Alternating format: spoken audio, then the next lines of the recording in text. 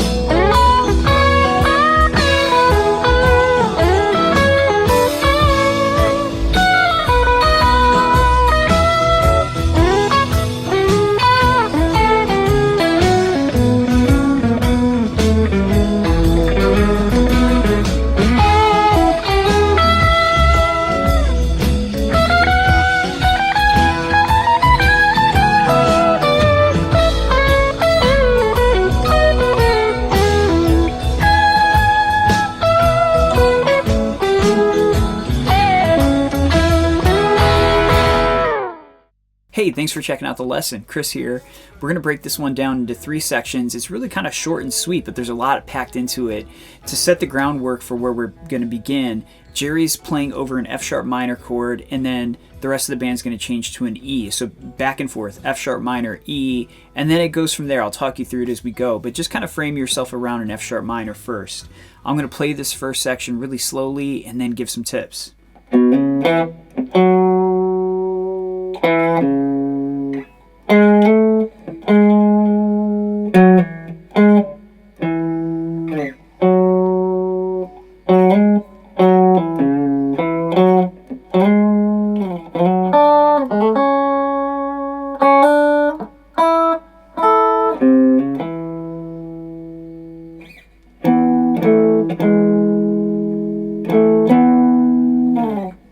The first thing to recognize here in this section is that Jerry's starting on a pickup, and he's going to start on the of 3. So if you count in, you go 1 and a 2 and a 3 and a 4 E. Then we go to F sharp. Remember I said that we're playing over an F sharp minor chord, so it makes sense that we pick up and go to that.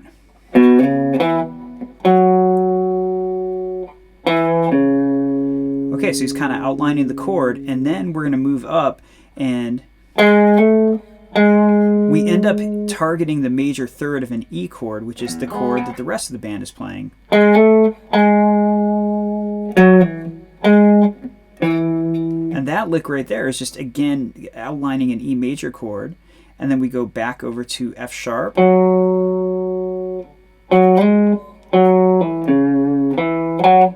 Okay, so that's all against an F sharp minor chord, and then as we change to E again, we're going to slide up to that major third, which is G sharp.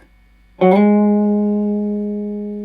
then the rest of the band is playing in D, so if you can imagine like a C shape of a D chord, we're just grabbing the third and the tonic, and then the rest of the band goes to an A major next, and we're going to grab the root and the third. And then he's just like, if you can see that sort of A major pentatonic and he just like has a little hammer onto the 4th, that's a really good way to create tension and release. And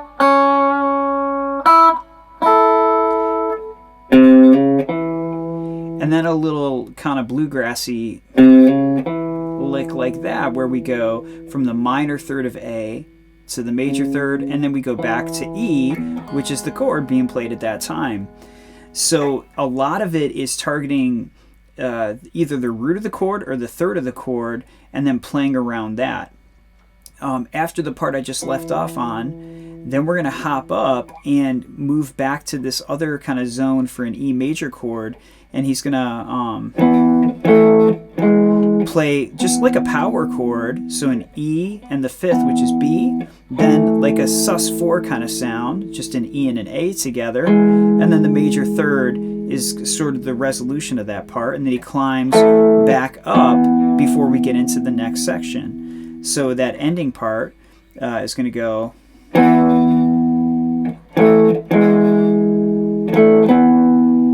like that. So it's a really beautiful way to create a little bit of tension and release while the chord is just vamping for a minute. Let's get into the next section here. I'm going to play the last piece of section 1 so you can see how it transitions. I'll play through it slowly and then we'll break it down.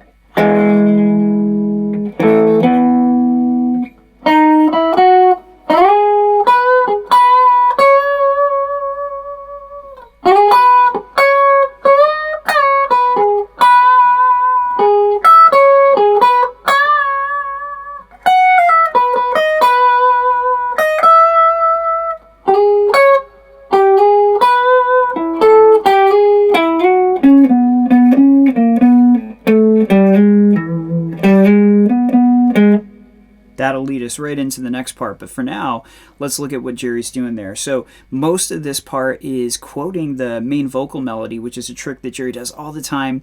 It's a great way to set up your solos to have a really strong melodic sense because you're just stealing from the thing you would be singing anyway, and then you kind of embellish around that. So the pickup line here is going to start on beat 4. He goes 4, E, and it leads us right into the next part where we're going to slide up and quote that vocal melody, the next part here.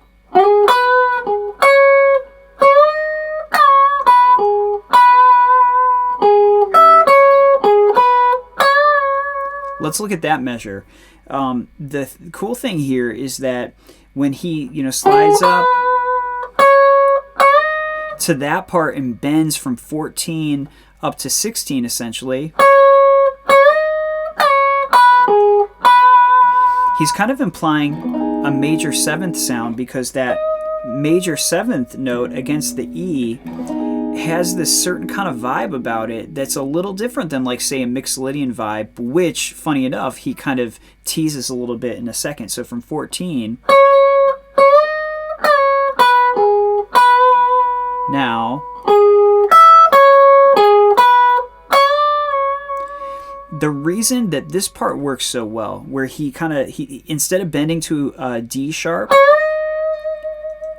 he bends up more like a half step to a D, and that's called tonicizing because the next chord being played by the rest of the band is an A major. Now the way tonicizing works is that even though we're in the key of E right now, we're heading to the 4th of our key, which is A, but it's equally true to say that E is the 5th of A. And if you think of the mode that usually goes with the 5th of a key, it's Mixolydian, and the chord that goes with that is a 7th chord. So in this case, an E7 would have a D in it. So when Jerry's just bending that D sharp, it's kind of creating this scenario where we're creating tension and release as we head to the major 3rd of the A chord, which is C sharp. So that's called tonicizing. It's a great trick. Let's say that you had been jamming this kind of major 7th sound, then you throw in a D, and it sends you to an A major so beautifully. This next lick is really cool. We're going to move on and go up to 14 of the E string and do this double pull-off that Jerry does a lot of times.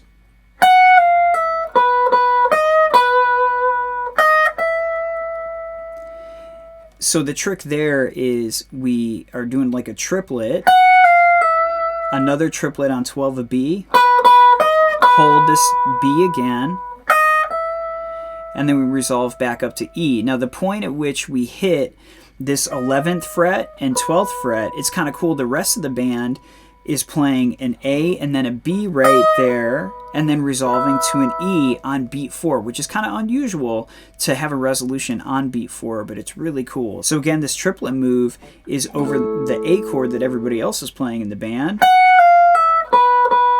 Then when he hits this B, the rest of the band is playing a B chord, and then he resolves to the note E as the rest of the band is playing E. So it's perfectly tracking along with the chord changes. All right, now the next lick is really cool. He's going to slide from 12 to 13 of G string.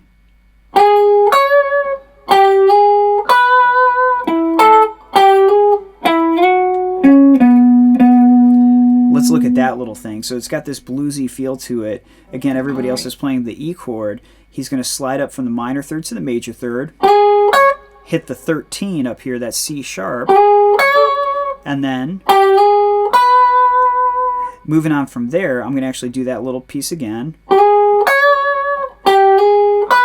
This part's great too. Go back to 14 at that point of D. We use that as a slide, change to 16 of A, like that. So then we end up on 14 of A, then this really cool lick where we go back up to 16.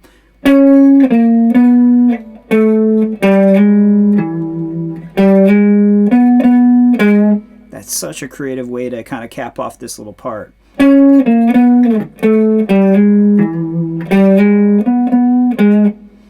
And what I like there is it's a neighboring note kind of thing. Jerry likes to do a lot of enclosures, or sometimes he does, where let's say we're targeting this note B.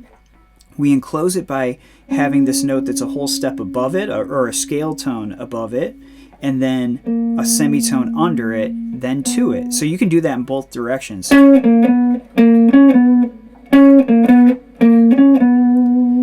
Then a really similar kind of thing. That's an enclosure of the major third, which is G sharp. We go above it a scale tone, which is A in this case, because we're thinking of E major. Then we go a semitone under it and slide up to it. So that little piece. And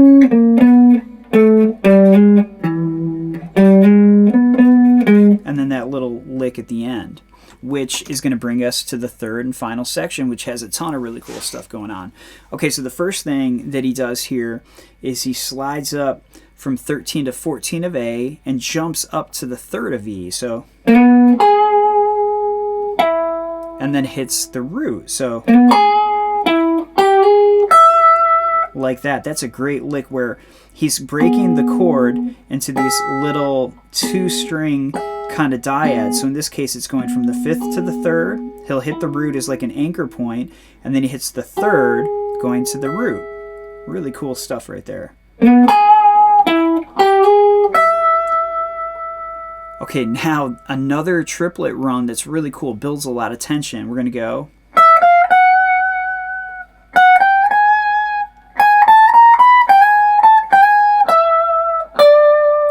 Okay, let me talk you through that part a little bit. We go to the 12th fret, do a triplet. Move up a little higher, another triplet, triplet. And then we're going to do this little chromatic run.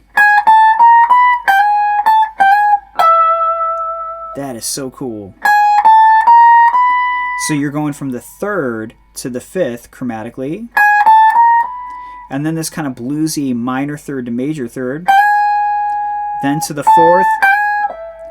That's a great kind of classic rock kind of lick. A lot of times you'll see that kind of thing over a chord as well. I don't know if that's like a Chuck Berry thing or what, but it's kind of classic rock and roll stuff. So you got... This is that tonicizing trick that I was talking about earlier where, you know, the chord being played over this is an E, and then if you can imagine, you know, an E7, it has that D in it, and that's what we're doing as a lead-in to the next part, which is going to be played over an A, and then a B that resolves back to an E. So that last little piece, it's almost like an A major pentatonic kind of zone that we're playing out of, if you can picture that up here. So, and then a B major chord, picture it like a bar chord right there. And then a little bit of that classic Jerry chromaticism that leads us back to the E major. Then what he does to cap off this whole solo is he hops up to 16 of high E, and then he outlines like a D shape, and then slides up from 12 to 13 of G, which is the minor third to the major third, and then a major pentatonic lick. and then a really strong ending with a first inversion of an E major triad. So that last little piece